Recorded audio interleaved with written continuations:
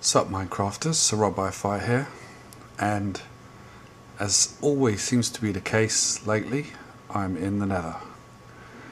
Now, got myself a new skin, and I'm working on the beginnings of a huge new project. It's about time I gave you guys an update. I've got a bunch of subscribers and they're asking me from time to time what's going on with the videos, what have you been up to, so I thought it was about time I did an update for you and tell you what my plans are.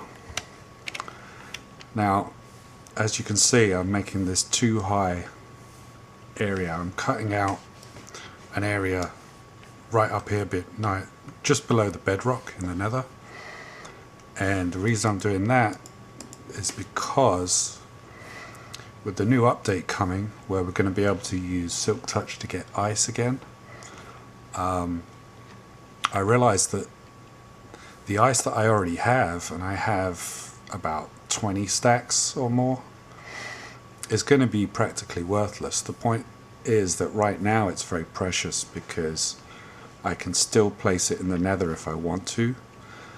So I decided before the update I'm going to chop out a huge area above my perimeter and make a lake so that anytime I need water in the future I can just go up to the ceiling, punch a hole and drop water down from wherever I want.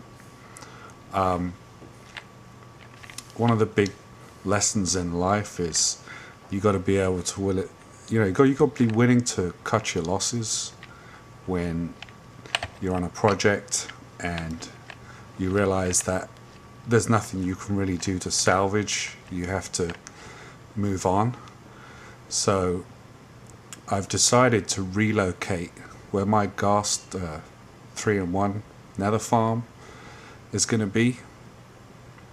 I'm going to rebuild it around where my double blaze spawner is so that I can have access to Ghast tears, magma cream, gold, zombie flesh. I'm going to make an XP farm out of the pigman part of the nether trap, and that way excuse me, all from one location I'll be able to get all of the nether drops I could possibly want. Everything available, blaze rods, Ghast tears, everything. So even though I was still working on half slabbing around my Ghast trap, I realized that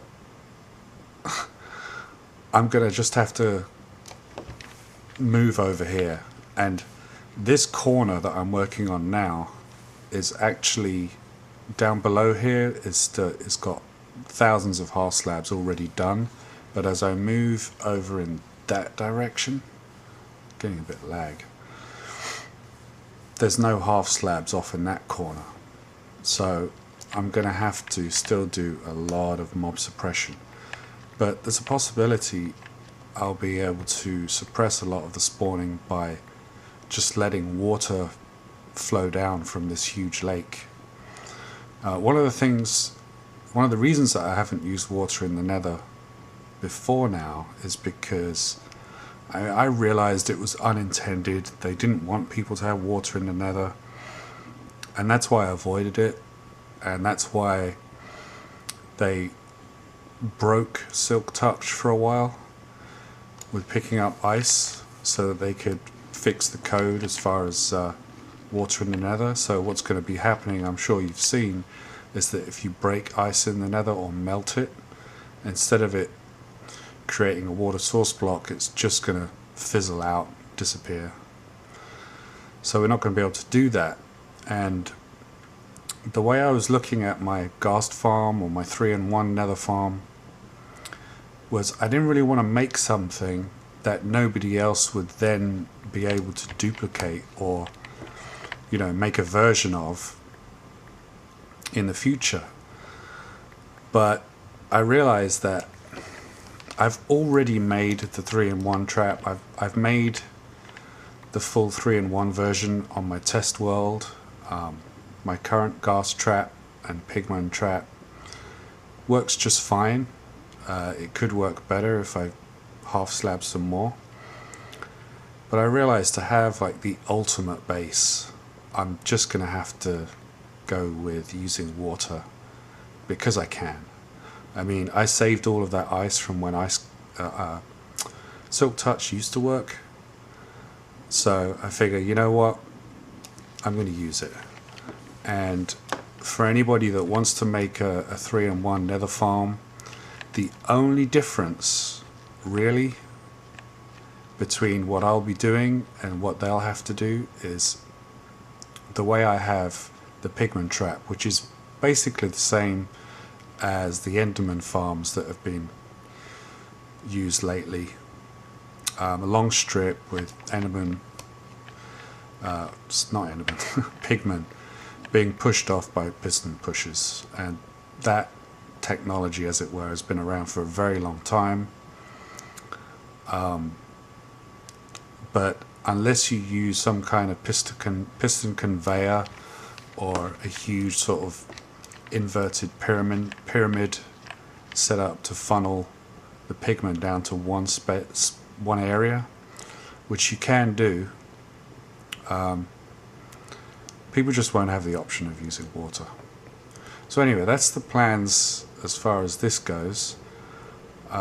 This area that I'm cutting out, I pillared up into the ceiling, and my feet are at level 120. And so far I'm just carving out 1/4 of the area, and I'm almost done. That torch marks the end there of this quarter, and then I have to go off in this direction and do those 2 quarters on that side as well. So I've been very intermittent with videos in general, and that's partly because I've been doing so much work on the gas farm, and most of it is really tedious, just putting down half slabs. There's no viewable content there. It's just tedious, boring, repetitive, you know, nothing anybody would want to watch. Pretty much like what I'm doing now, just cutting out this huge area. You know, I figured I could do this little bit while I do my talkie, my little update. But in general, nobody's going to want to see this. So this is my long-term big project. What's been going on in real life is I've been having a hard time with cash and work and all of that over the last few years, and things are coming to a head. I've been living in New York for many years now, but it is time to move on. I'm going to be heading back to England. I may be living in England for a little while. I may be living in Ireland for a little while. And that's all still up in the air. I don't really know exactly how that's going to work out, what I'm going to be doing for work. It's all a big adventure. So I'll keep you updated on that. Hopefully I'll be settled within the next month or so. Have some idea what I'm going to be doing. Have some nice high-speed internet. Have a new computer. And then get set up so that I can really work on this channel. I want to do something between a Let's Play and a world tour. I've been wanting to do that for a long time, and I know I've got subscribers that would love to see that, so they say. So I want to work on that. A new computer is pretty much essential because this old iMac is about 6 years old now, and as far as running the game and recording and having a Skype conversation, or what I've been getting really interested in lately is playing on multiplayer. And as you may have heard from the updates, that the Bucket crew, at least some of the guys from Bucket, are now working on Minecraft itself, on the coding, to try and help improve the multiplayer gameplay. and that's looking like they're fixing a lot of things, and it's going to be a lot more bearable. So I've been looking into that. I would love to be playing on a multiplayer server. Everybody is going crazy over Minecraft. They've really hit upon something with these ultra hardcores, and there are other servers like that out there. You've got JL2579 and all the guys on that server, Panda, a bunch of people on that server that are coming up with, for me, I think the most impressive mega builds as far as redstone related farming and mob traps.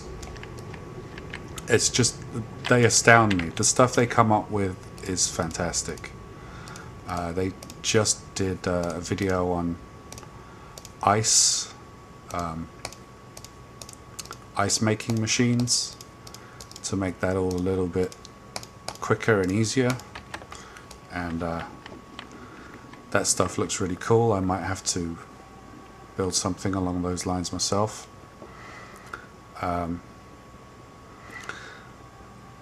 Yeah, they came up with the iron golem farm design, which was really cool, and yeah, they're getting a lot of recognition.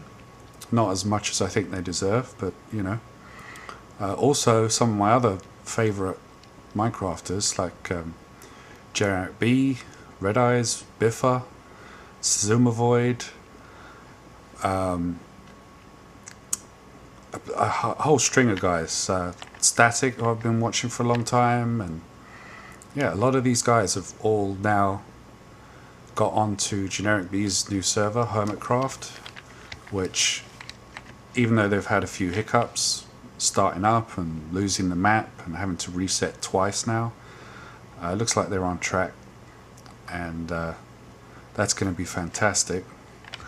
And that's exactly the kind of thing I'm looking for, because I mean, I don't care what anybody says, one of the main reasons people put out Minecraft videos is because if you're doing a Let's Play or a world tour, you're doing all this work and you're creating all this stuff and you're making cool buildings or traps or farms, and you want other people to see it. You don't want to just be the only person to ever see it, you know. So you make yourself a Let's Play, you put some videos up, and you get some feedback from people, you know. And that's what it's all about. But in my past, I used to be hugely addicted to a first-person shooter called Soldier of Fortune 2. I was into that for a long time. I was actually a league admin for Cal, running Soldier of Fortune 2 Capture the Flag tournaments, and after that I went into World of Warcraft and I got really addicted to that, and I was playing that for a good few years as a rogue, and I still love that game, but I haven't played it in perhaps a year. And that's how I got introduced to Minecraft, actually, because back then, during things like Sunwell, I came across the Yogscast videos on how to, you know, kill Jaden and how to kill Eridar twins and stuff like that. They started doing those videos, and that was at a time when I was looking up strategy videos for beating these bosses, and came across the Yogscast, and I was just blown away. They were hilarious. Not very helpful as far as strategy, but very entertaining. And it was through watching them and following them with World of Warcraft for quite a while, they started talking about Minecraft and putting up the Minecraft videos, that I found this. Now, I love this game, you know, absolutely love this game, hooked. But one of the things that's missing for me so far that I had with first-person shooters and with World of Warcraft is, with those kind of games, you join a clan or a guild, and you know it's very it's very social. You know, you'd get home from work and you'd jump on TeamSpeak or Ventrilo and you'd chat with your guild mates or clan mates or whatever, and get to know people that are playing from around the world. You know, people from far off lands, Australia and the Middle East and Eastern Europe, Russia, Canada, all over the place, right?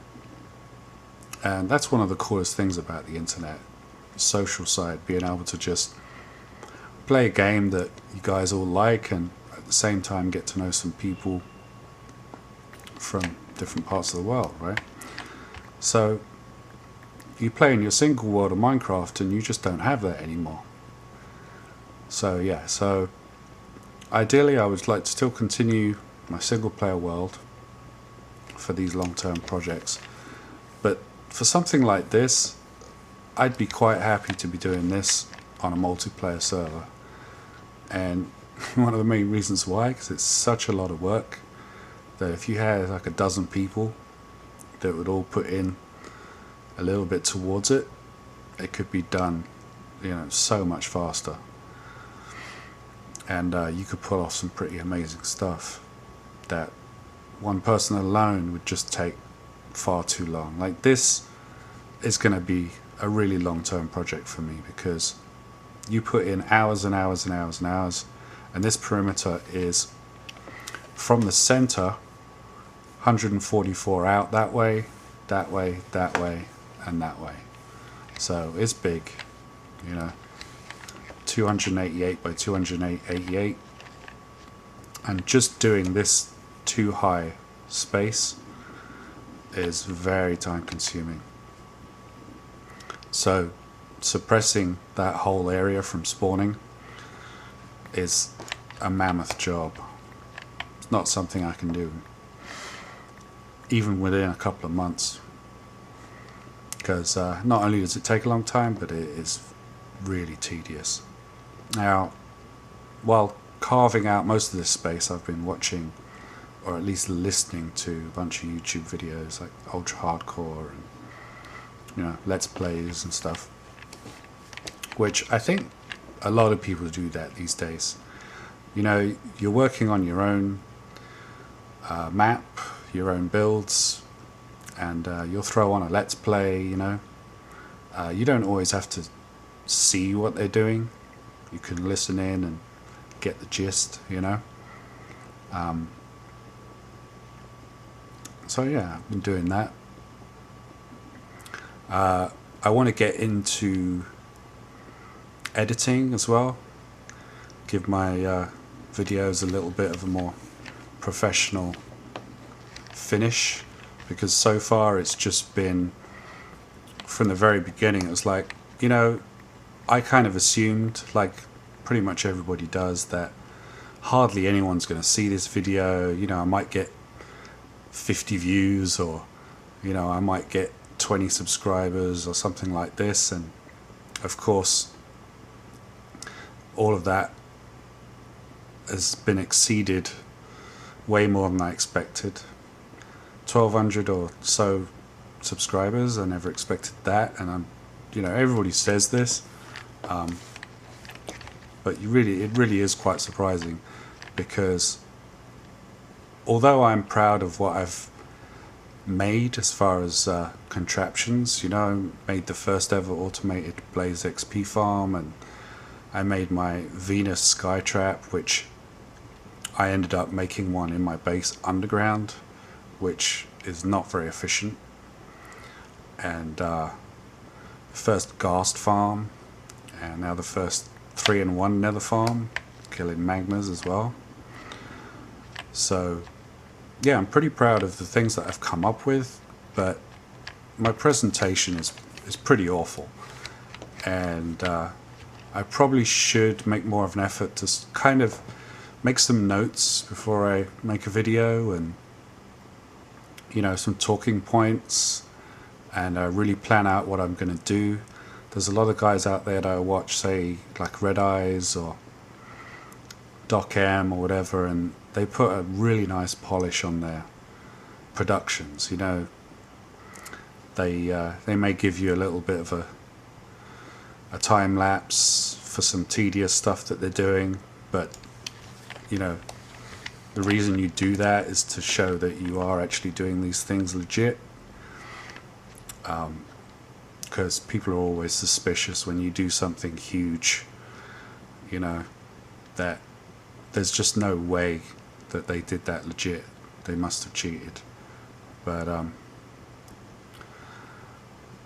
yeah, so as long as, you know, along with the time lapses, the music, and a little bit of Photoshop action with some titles and stuff, I got to get into all that stuff. I got to be able to edit down my stuff, you know, put a better finish on it, and then maybe I can expand my channel, because I got my first internet money check about a week ago, and I never expected to get anything off of this. Recently, the YouTube offered everybody the opportunity to monetize their videos, and so I did that, had a go at it, and I have one particular video you may know where I'm literally jumping around with XP balls floating around, which was when I did a little bit of a stress test on my blaze farm. I actually only used one of the 2 blaze spawners and filled it up through a potion of harming and exploded them, and basically was just jumping around with XP balls floating around the place. And that video has gone ridiculous. It's something like 350,000 views, you know. So I got a few dollars off of that, which is pretty funny. But now that I have a chunk of subscribers and all of that, and I've been letting you guys down, I haven't been putting out new content, I haven't been keeping you guys up to date, and I'm going to change all that. I'm going to get on top of this thing and really try and do my best to give you guys some cool stuff. Anything I come up with, I'll try and do some nice tutorials. I've learned, you know, I only ever did one tutorial, and that was for the blaze farm, and I didn't do it very well. Whereas you've got guys like SirRobHiFi, who is the absolute pro at doing tutorials. The way he lays it out makes it so much simpler and easier to follow, and you know, really, really professional, you know. So I'm going to work on that, get some tutorials up on what I do, try and improve the designs that I've already done, like for example my blaze farm. On multiplayer, this is what I almost forgot to tell you about. I've been playing on a multiplayer server, and I won't go into what server or anything, but it's pretty scary. Like, anyone who's been playing this game for a long time remembered that when you first started and you had to gather enough materials to survive the night, you know, before the hunger system and that, it was really scary. I mean, you had skeletons and zombies and, you know, all the mobs and that, but you were much more likely to die, you know. It was a much scarier kind of setup back then, you know. So I've been on this server that has a death ban, so that if you die, you cannot just relog, or you can't run back from spawn and get your loot back or anything like that. Once you're dead, that's it, you're dead, and you have to wait until you can log back in again. So I've been playing on this server, and I'll give you a bit of a clue. Biffa and SirRobHiFi and Kearshaw were on the server one day on live stream, and SirRobHiFi had set up a base, and Biffa went over there, and there's a kid who I've met on there called Gore Whisper, and what he'd done is he'd found the base and he'd helped hook it up a little better for them with a melon farm and some wheat and stuff like that, and it was reasonably well hidden, you know. So I got on there and I found the base too, and I hooked it up pretty nice. I got a little Blaze XP farm going and stuff like that, because you can, one of the things you can do on this server is when you break a spawner, you get an egg, and when you place that egg, it places a spawner. So you can collect spawners and make pretty crazy XP farms and stuff out of that. So, you know, built all this stuff and set up a little tree farm and things like that. And one day Biffa came on and he was like, oh man, this is really cool, you know. So showed him around a little bit, and within a couple days after that, the base was raided and utterly destroyed. Everything we had, our chests, even the hidden chests, everything was found, and what they didn't steal they destroyed. Basically, there was, all that was left over was maybe a couple of melons, a couple of pistons, a few bits of redstone. Everything else was absolutely griefed into the ground. So kind of learnt a few lessons there. We were much closer to one of the villages than I thought we were. I thought we were like 3,000 blocks from the nearest village, but in fact there was one only a few hundred blocks away. So I learnt my lesson there, and I've made a new base along with Gore Whisper. And what I'm going to do tomorrow afternoon, probably, is do a little video showing the base, a little tour, kind of cool little setup. You know, I'd like to get Biffa or Zazuma on the server, or somebody. It'd be nice to have a little special guest, give them a tour. I'm not sure if they ever intend to play on there again though, because with Hermitcraft they kind of got their work cut out setting up on there, so they're kind of busy. But look at this, last 2 rows, almost there. So what else? Yeah, so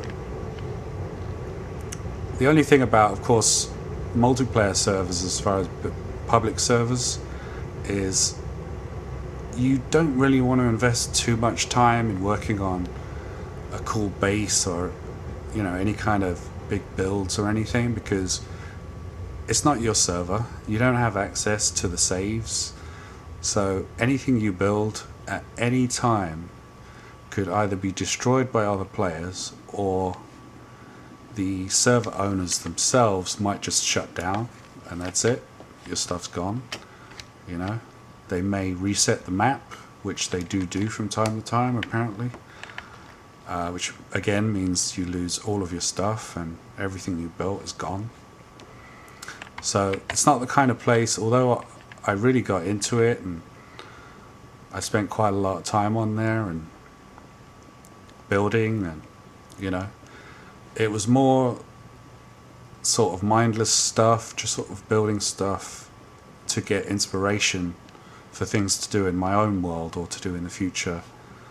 If I could get onto a cool multiplayer server, you know, with some other people, a whitelisted server with not too many other people, where, you know, some of the projects you can do as a team, and you'll have your own personal base which you work on your own, that kind of thing. But yeah, it gave me some really good ideas. I've learnt some stuff about multiplayer, and like I said, how scary it was originally starting out in Minecraft compared to how it is now, and how non-threatening everything is for the most part. When I went on there, I died 3 different times before I got really established, and I haven't died for a long time. So, you know, that element of fear, and that element that anytime I log in, I could log into a completely destroyed base with all my stuff trashed and gone. You know, it adds that element of danger, which is really cool. I love that. So yeah, after our base got destroyed, I forgot I should tell you about this. The guy who had raided it, I I managed to kind of track him down, stalked him a little bit, and found him at one of the neutral villages. Or rather, I went out to a neutral village because he had said something in the global chat that he was going to this particular village, and I went over there to try and spot him. And what I was going to do was try and, just trail him and see if I could find out where their base is so that I could get my stuff back and steal a bunch of their stuff as well, But by the time I got there was nobody in sight. So I was like, damn it, I missed him, right?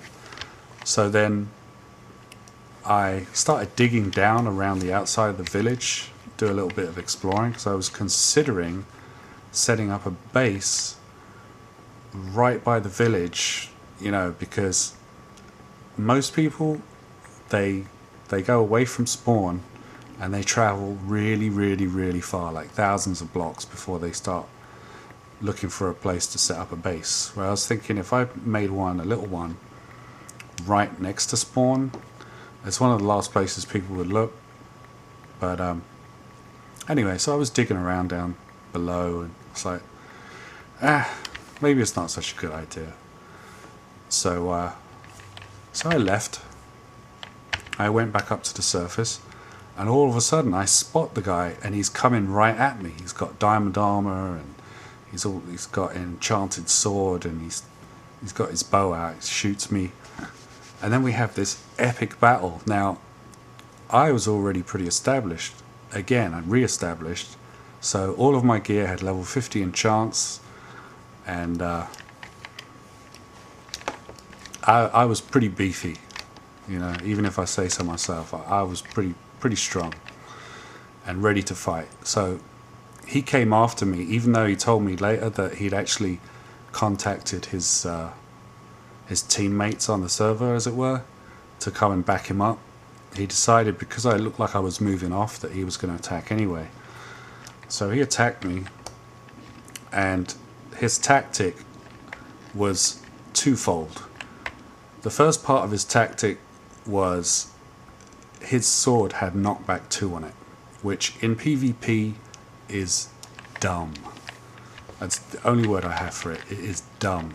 If you have a knockback sword in PvP, what you do is you do damage to the person, you knock them back, maybe they take a little bit of fall damage, but then they can eat, they can take a potion, they can shoot you with a bow. You've just put yourself at a disadvantage. It's dumb to use knockback in PvP. It really is. Unless you're, over some big drop and you can knock them off, or next to lava or something like that. But that's not likely. So anyway, he had a knockback sword, and I wasn't doing him any good. He had a bow, and it was weak. It was just a power 1 bow from a skeleton, one of the ones that they drop sometimes. And so throughout this whole fight, which went on for like 5 minutes, the other part of his strategy was to drop lava at my feet, and that wasn't working out for him either. And so 5 minutes of chasing each other about and bashing away and eating, and I eventually killed him. And he was going, I almost had you, when in fact at no point during the fight had I dropped even below 8 hearts. So my gear was so ridiculous, protection 4 and everything and all that.